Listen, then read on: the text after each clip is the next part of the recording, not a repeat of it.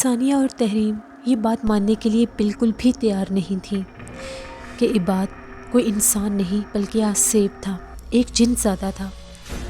ثانیہ نے جھرجھری لے کر کہا، امی یہ کیسے ممکن ہے؟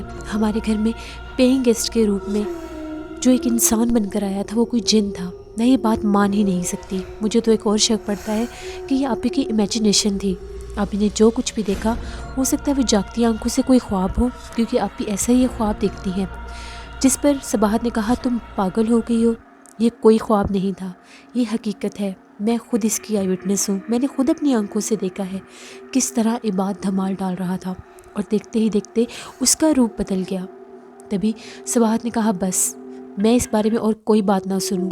تم تینوں بہنوں میں سے کوئی بھی اس کمرے کی طرف نہیں جائے گا اور تم تینوں بہنیں ایک ہی کمرے میں سو گی، بلکہ میں بھی تمہارے ساتھ ہی رہوں گی۔ کل ہی میں پیر سبحان صاحب کے پاس جاؤں گی اور وہاں جا کر پتہ چلے گا کہ آخر ساری حقیقت کیا ہے۔ میری بات پر غور کرو، دوبارہ میں تم لوگوں کو کوئی بھی اس ٹاپک پر بات کرتے نہ سنوں۔ تینوں بیٹی اور ان کی ماں ایک ہی کمرے میں تھیں۔ بہت زیادہ ڈر لگ رہا تھا۔ سب نے بظاہر تو آنکھیں بند کی ہوئی تھیں، لیکن اندر بہت زیادہ خوف تھا۔ تبھی تحریم بولی، امی مجھے بہت زیادہ ڈر لگ رہا ہے، مجھے تو یقین ہی نہیں آ رہا ہمارے گھر میں ایک جن زادہ تھا، وہ دیکھنے میں کتنا خوبصورت تھا۔ تبھی صباحت بولی، میں نے منع کیا ہے نا، اس بارے میں کوئی بات نہیں کرنی، چھوڑ دو اس بات کو، آنکھیں بند کرو اور سو جاؤ۔ سب سو گئے، یہاں تک کہ صباحت بھی سو گئی، تحریم بھی سو گئی اور ثانیہ بھی سو گئی۔ آدھی رات کا ٹائم تھا، لیکن حجاب کی آنکھوں سے نیند کوسوں دور تھی۔ اسے آج بھی عباد بہت یاد آ رہا تھا، اس کی دوستی، اس کے ساتھ گزارے ہوئے وہ پل، وہ فقیر کے روپ میں شہزادہ جس کو دیکھ کر وہ کبھی بھی نہیں بھلا سکتی تھی۔ جب بھی وہ اس کے خواب میں آتا تھا وہ اس کو دیکھ کر بے چین ہو جاتی تھی اور اس کا دل چاہتا تھا کہ وہ اس کے آنگن میں ساری زمانے کی خوشیاں ڈال دے، اس کا کشکول بھر دے، کیونکہ وہ اس کو دیکھتا ہی نظروں سے تھا، اس کو بہت زیادہ یاد کر رہی تھی۔ تبھی اس کا حلق بہت زیادہ خشک ہو گیا، اس کو پسینے آنے لگ گئے۔ وہ جلدی سے اٹھی اور جا کر پانی پینے لگی۔ پانی پی کر جیسے ہی حجاب واپس آئی، اسے ایسے محسوس ہوا کہ جیسے میں نے کچن کا دروازہ بند نہیں کیا۔ اس نے اپنے کمرے کی کھڑکی سے جھانک کر دیکھا تو کچن کا دروازہ بند تھا، لیکن اچانک سے اس کی نظر پڑی تو سامنے ہی عباد کا کمرہ تھا۔ عباد کے کمرے کے باہر ایک کالے رنگ کا بلّا بیٹھا ہوا تھا۔ اس بلے نے کھڑکی کی طرف دیکھا تو کھڑکی کھل گئی اور بلے نے چھلانگ لگائی اور عباد والے کمرے کے اندر چلا گیا۔ حجاب بہت زیادہ ڈر گئی، وہ سہمے قدموں کے ساتھ جلدی سے آئی اور اپنے بستر میں آ کر لیٹ گئی۔ اسے بہت ڈر لگ رہا تھا، آخر اس نے اپنی آنکھوں سے کیا دیکھ لیا۔ وہ بہت گھبرائی ہوئی تھی، بڑی بڑی نظروں سے چھت کی طرف دیکھنے لگ گئی، مگر کچھ بھی سمجھ نہیں آ رہا تھا۔ پھر خوف کے مارے آنکھیں بند کر لیں۔ حسب معمول صبح ہوئی، ثانیہ اور تحریم کالج چلی گئیں۔ صباحت حجاب کو لے کر پیر سبحان صاحب کے بتائے ہوئے پتے پر چلی گئی۔ وہ جس محلے میں گئے تھے وہاں پر سبھی گھر بہت زیادہ پرانے تھے، دیکھنے میں ایسا لگ رہا تھا کہ وہ کوئی گھر نہیں بلکہ کھنڈرات ہیں۔ یہاں تک کہ ایک تنگ سی گلی میں ایک پرانے سے مکان کے آگے آ کر کھڑی ہو گئی اور کہنے لگی، پتے کے مطابق تو یہی گھر ہے، لیکن یہاں باہر کوئی بھی نیم پلیٹ یا مکان نمبر تو نہیں لکھا۔ تبھی حجاب نے کہا، امی اندر جا کر دیکھ لیتے ہیں اور پوچھ لیتے ہیں۔ ان لوگوں نے دروازے پر دستک دی تو لکڑی کا دروازہ کھل گیا۔ سامنے صحن میں ایک دری بچھی ہوئی تھی اور اس دری کے اوپر بہت سی خواتین بیٹھی ہوئی تھیں۔ حجاب اور صباحت اندر گئیں تو سامنے پیر سبحان صاحب ایک کرسی کے اوپر برجمان تھے۔ تبھی انہوں نے اشارہ کیا، صباحت اور حجاب کو اپنے قریب بلا لیا اور پاس بٹھا لیا۔ پیر سبحان صاحب صباحت کے چہرے کے اوپر پھیلی ہوئی اس پریشانی کو صاف محسوس کر سکتے تھے۔ تبھی انہوں نے پوچھا، کیا بات ہے بیٹی، کیا پریشانی ہے؟ صباحت نے کہا، ہمیں معاف کر دیجئے پیر صاحب، ہم آپ کے اشارے کو نہیں سمجھ سکے، آپ نے تو ہمیں قبرستان میں ہی اشارہ دے دیا تھا۔ وہ عباد جو ہمارے ساتھ انسانی روپ میں رہ رہا تھا وہ کوئی انسان نہیں ہے بلکہ وہ ایک جن زادہ تھا، مجھے بہت ڈر لگ رہا ہے۔ پیر سبحان صاحب مسکرائے اور کہنے لگے، دیکھو بیٹا، اس نے تمہیں کوئی نقصان نہیں پہنچایا اور نہ ہی وہ تمہیں کوئی نقصان پہنچائے گا، پھر میں تمہیں اس کے بارے میں کیوں خبردار کرتا؟ وہ نقصان پہنچانے والی مخلوق نہیں ہے۔ صباحت نے کہا، پیر صاحب جو بھی ہے، ہمیں اس نے کوئی نقصان نہیں پہنچایا، لیکن معاملہ دراصل یہ ہے کہ میری بیٹی کو ایک خواب آتا ہے۔ اس سے پہلے بھی میں ایک عامل خاتون کے پاس گئی تھی، انہوں نے بھی کوشش کی تھی اس کو اس کے اوپر سے ہٹانے کی، لیکن وہ اس کا مقابلہ نہیں کر سکی۔ 2 سال کے لیے انہوں نے اس کو قید بھی کر دیا تھا۔ 2 سال کے بعد وہ دوبارہ انسانی روپ میں میری بیٹی کی زندگی میں آ گیا میں چاہتی ہوں وہ میری بیٹی کو چھوڑ دے۔ تبھی پیر سبحان صاحب نے جب پوری بات سنی، ٹھنڈا سانس لیا تو حجاب کو اشارہ کر کے اپنے پاس بلایا، اس کی زبان کا رنگ چیک کیا، اس کی آنکھیں چیک کی، اس کے نیلز چیک کیے اور کہا جاؤ بیٹی اپنی ماں کے پاس بیٹھ جاؤ۔ حجاب اٹھی اور سباہت کے پاس بیٹھ گئی۔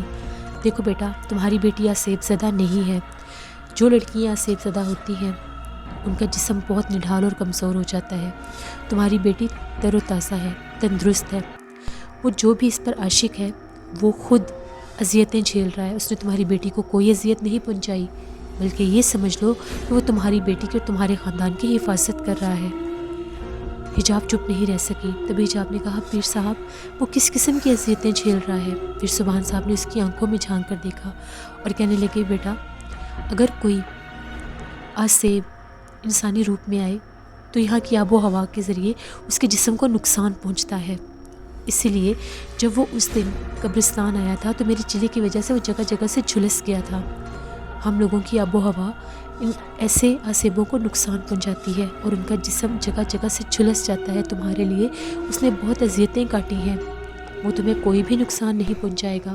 سباہت نے ہاتھ جوڑ دیے اور کہنے لگی پیر صاحب ہماری مدد کیجیے، میری بیٹی کو اس سے چھٹکارا دلا دیجیے۔ میں نہیں چاہتی کہ وہ ہماری زندگی میں رہے، آپ اس کو کوئی نقصان مت پہنچائیں، بس میری بیٹی سے اس کو دور کر دیں۔ پیر سبحان نے کہا اچھا ٹھیک ہے، کل میں تمہارے گھر آؤں گا، پھر میں دیکھتا ہوں کہ کیا ہو سکتا ہے۔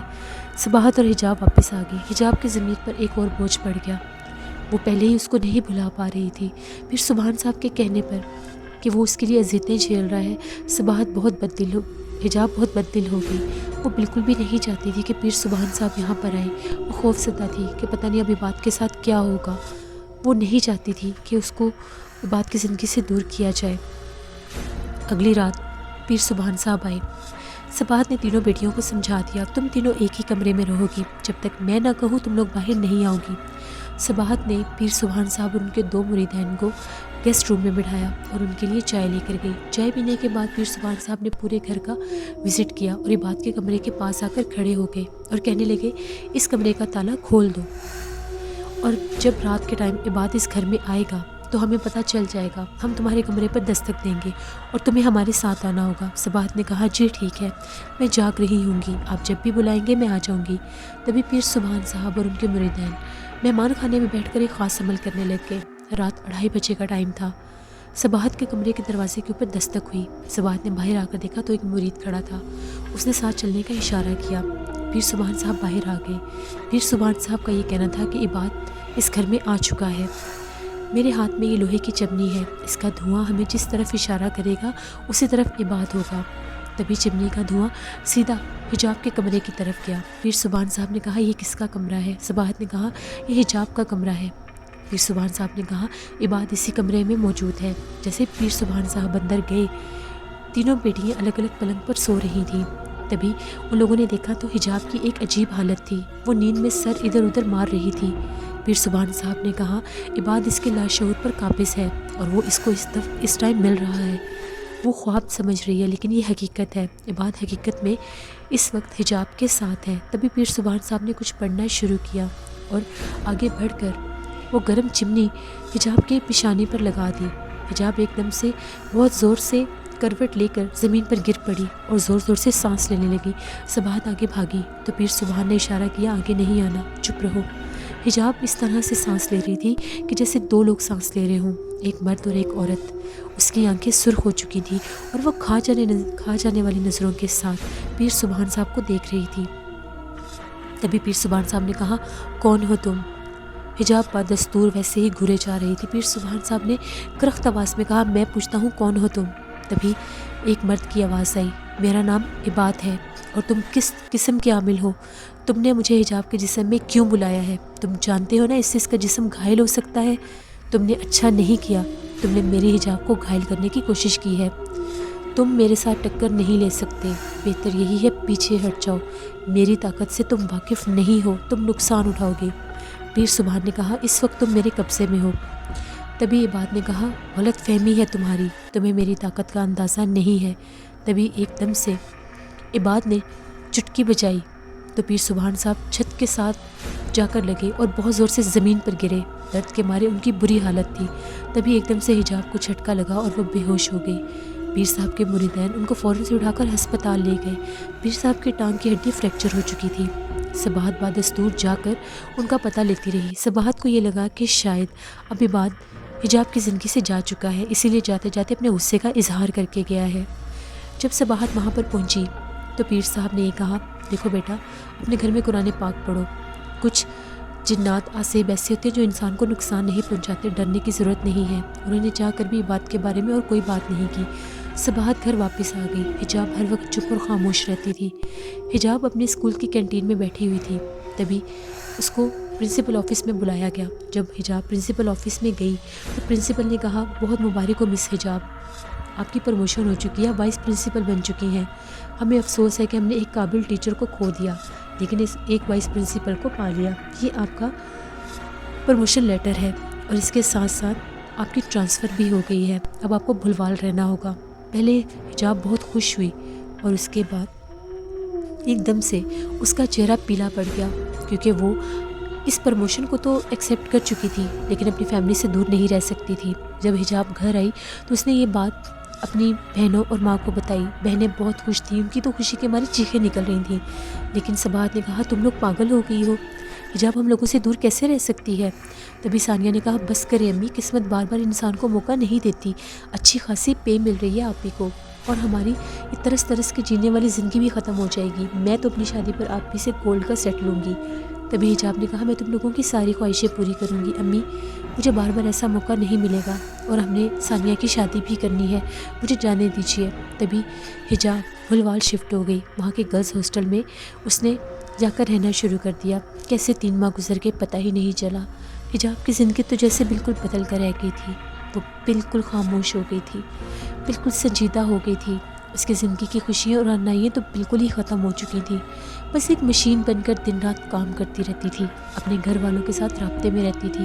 ایک سستا سا موبائل بھی لے لیا تھا۔ حجاب کو دور جا کر پتہ چلا کہ اس کی فکر صرف صباحت کو تھی۔ بہنوں کی تو فرمائشیں ہی ختم نہیں ہوتی تھیں۔ وہ شاید ہی کبھی شاذ و نادر اپنی بہن کو فون کر لیا کرتی تھی، لیکن اس کی بالکل بھی فکر نہیں کرتی تھی۔ کبھی کبھار حجاب اگر چھٹی پر گھر جاتی بھی تھی تو اس کی بہنیں کسی نہ کسی بات پر غصہ ہو کر اس کے ساتھ موڈ بنا لیتی تھیں۔ حجاب کو بہت دکھ لگتا تھا، کیا صرف پیسے کی ہی قدر ہے؟ میں اتنے عرصے کے بعد بھی جاتی ہوں تو میری بہنوں کا موڈ بنا ہوتا ہے، وہ کسی بات کو لے کر خوش ہی نہیں ہوتی۔ ساتھ ساتھ صباحت نے ثانیہ کی شادی کی تیاری بھی شروع کر دی۔ حجاب جتنے بھی پیسے بھیجتی تھی اس میں گھر کا گزارا تو ہو ہی رہا تھا، لیکن اس کے ساتھ ساتھ ثانیہ کی شادی کی تیاری بھی شروع ہو چکی تھی۔ موسم بہار تھا، اپریل کا مہینہ تھا۔ حجاب اپنے ہاسٹل کی کھڑکی میں کھڑی تھی، رات 9 بجے کا ٹائم تھا۔ حجاب کو موسم بہت خوشگوار لگ رہا تھا، لیکن اس کے اندر بہت زیادہ تنہائی تھی۔ تبھی اس نے ساتھ والے کمرے کی ایک مس کو میسج کیا، اور باہر واک کرتے ہیں۔ تبھی اس کی کولیگ روبینہ باہر نکل آئی اور وہ یہ کہنے لگی، میرا بھی بہت زیادہ دل چاہ رہا تھا واک کرنے کو، لیکن اکیلے ہمت ہی نہیں پڑ رہی تھی، چلو آؤ واک کرتی ہیں۔ وہ دونوں اکٹھی باہر نکلی اور واک کرتی کرتی ہاسٹل کے لان تک آ گئیں۔ حجاب اس سے باتیں کر رہی تھی، تبھی ایک دم سے روبینہ کو کوئی فون آیا اور وہ فون سننے لگ گئی۔ حجاب آگے ٹہلتی ہوئی اس سے 4 قدم آگے نکل آئی، پیچھے پلٹ کر دیکھا تو وہ کال پر مصروف تھی۔ حجاب نے اس کا بازو کھینچا اور کہنے لگی، بس کرو اور واک کرتے ہیں۔ چلتے چلتے وہ چنبیلی کے پھولوں کے پاس پہنچی تو حجاب ایک دم رک گئی۔ تبھی روبینہ نے پوچھا، کیا ہوا حجاب، یہاں پر کیوں رک گئی ہو؟ حجاب نے کہا، یہ چنبیلی کے پھول، ان کی خوشبو مجھے پرانے گھر کی یاد دلاتی ہے۔ اچھا، ایسا کیا تھا تمہارے پرانے گھر میں جسے تم بھول نہیں پائی؟ جس پر حجاب نے کہا، بہت سکون تھا، زندگی کی خوشیاں تھیں، وہاں پر بہت زیادہ چنبیلی کے پھول تھے، وہاں پر بھی مجھے ان کی خوشبو بہت زیادہ پسند تھی۔ یہ سوچ لو کہ ماضی کی کچھ ایسی یادیں جو مجھے اپنے اندر سے باہر نکلنے ہی نہیں دیتی، جب بھی ان چنبیلی کے پھولوں کی خوشبو کو سونگھتی ہوں تو وہ ساری یادیں تازہ ہو جاتی ہیں۔ تبھی روبینہ نے کہا، چلو ہم لوگ سامنے چلتے ہیں، وہ سامنے میدان ہے نا۔ تبھی جیسے ہی حجاب نے اس طرف دیکھا، حجاب کہنے لگی، وہ تو ایک عجیب و غریب طرح کی جگہ ہے، ایک خالی میدان ہے، وہاں پر تو خاردار جھاڑیاں بھی ہیں، وہاں پر جا کر ہم کیا کریں گے؟ روبینہ نے کہا یہ میں تمہیں اس طرف اس لیے لے کر جا رہی ہوں تاکہ تم اس چمیلی کے پھولوں کی خوشبو سے باہر نکل سکو اور اپنی ماضی کی یادوں کو بھلا کر میرے ساتھ باتیں کر سکو۔ دیکھو نا موسم کتنا خوشگوار ہے، بہار کی آمد ایسی ہوتی ہے کہ دن ہو یا رات ہر طرف خوبصورتی ہی خوبصورتی ہوتی ہے۔ تبھی حجاب نے کہا خوبصورتی تو صرف ان لوگوں کے لیے ہوتی ہے جن کے اندر بھی رونق ہو، جن کے اندر بھی خوشی ہو، جن کے اندر ہی تنہائی ہو، بھلا وہ کیسے خوش رہ سکتے ہیں؟ تبھی روبینہ نے کہا مجھے حیرت ہوتی ہے تم اتنی گہری باتیں کیسے کر لیتی ہو؟ حجاب تم سے ایک بات پوچھوں؟ تبھی حجاب نے کہا ہاں پوچھو، کیا تم کسی سے محبت کرتی ہو؟ حجاب نے ایک دم اس کے چہرے کی طرف دیکھا۔ کیوں؟ تمہیں ایسا کیوں لگا؟